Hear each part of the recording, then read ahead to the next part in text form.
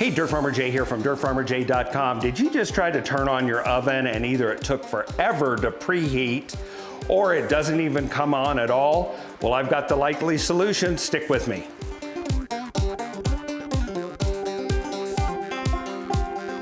Hey, Dirt Farmer Jay from dirtfarmerjay.com. We've had this range stove for about 22 years now, and it served us faithfully. We absolutely prefer the gas range and the gas oven, but just this last few days, all of a sudden, it took forever to preheat. I'm talking about setting, and then 45 minutes later, finally, the temperature was up in the oven to 350 degrees Fahrenheit. And then just yesterday, we turned it on and nothing happened. Whenever you work on a home appliance like this, make sure that you're working safely. Don't tamper with any of the gas controls or any of the electrical parts at all. We're working only with what's called the igniter, and we'll show you that in a moment. Working on these kind of things is your own risk. You're fully informed and you're willing to take the risk. We're just gonna show you what worked for us. Let's get to it. All right, we've gone ahead and set this to 350 degrees. I've turned it on. You can see the indicator here says oven is on and preheat is happening. Well, this has been on for several minutes. Let's see if it's done anything. We'll go down here in the stove. I'm gonna turn this on where you can see here. This is the burner pan where the heat would be coming. There is a tube right here. We'll show you in a moment. I'm gonna put my hand right on it. The only warmth I'm feeling is from that light bulb. Nothing is happening. So the first thing I'm gonna do is check and say, hey, is this thing getting power? Let's check real quick. Is the stove getting power? The igniter won't light up or glow unless there's power. So is the stove? Well, yes. We can see right here that this is working. We're gonna go ahead and cancel that out. But let's try and see if the main unit down below, there's two igniters in this, one for the broiler function and the other for the main oven. Let's turn on the broil. We're gonna go ahead and set the broil. We're gonna turn it to high and set broil. Let's go down below and look and see if the igniter starts to glow. If it does, we have everything we need, and it's probably our primary igniter that is the problem. Well, as you can see, our broiler is getting ready to ignite. Flame's gonna happen right here. I don't want my hand in there. So that's the broiler area.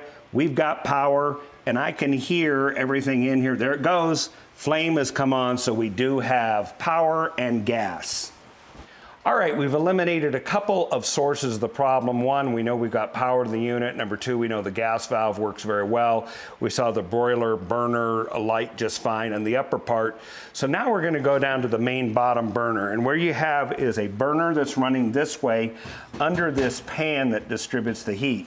So to pull this out, you've gotta wiggle this, and there's some clips at the back you need to pull back, and then lift up.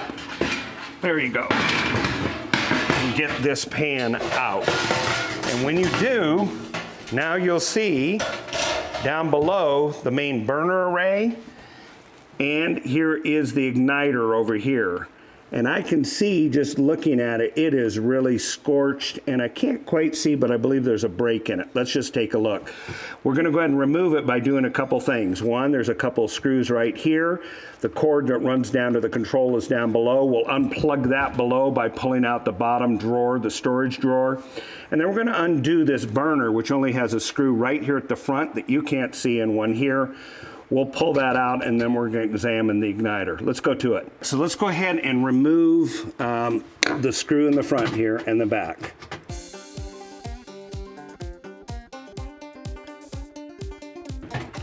All right, now I need to reach underneath, and I'll show you that when we reverse it below and unclip this plug off the igniter from below. You'll see how that works if you stay to the end. Okay, we've now unclipped it from beneath. Let's pull it plug loose and lift this burner tube out of its housing. There it goes. There we go. There's the whole unit right there. Well, let's take a look here. You still can't, I can see down below that there's a problem, but let's go ahead and get this unit off of here.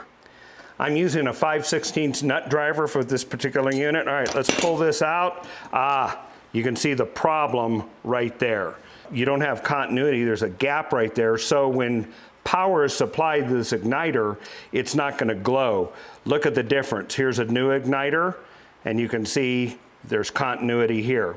Now, something you need to know about the igniter. This is more than just an ignition source where this glows, as you saw earlier on the broiler one, to be able to do ignition temperature. But also, this lets the gas valve know, because of amperage draw, that it's safe to open the gas valve. You can imagine if there was no ignition source, you simply turned on the oven and said, I want it to set at 275 degrees.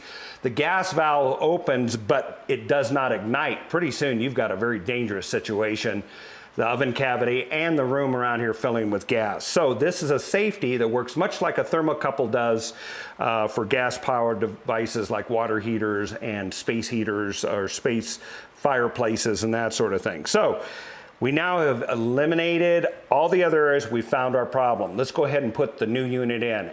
All right, here we go. Let's just reverse the steps.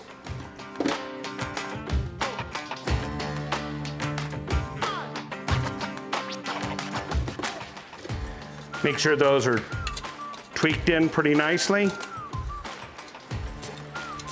Okay, we're ready to reinstall. Go ahead and put in the pigtail down below into the port and then lower the tube in behind it. And as you do,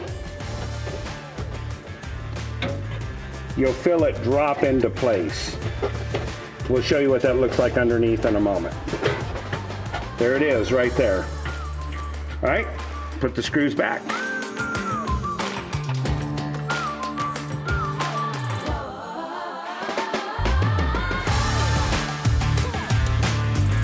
All right, now what we're gonna do is go down below, plug the unit together, and then let's do a test fire to see if this works. All right, let's go ahead and pull out this storage area. You're gonna have to lift it at the very end.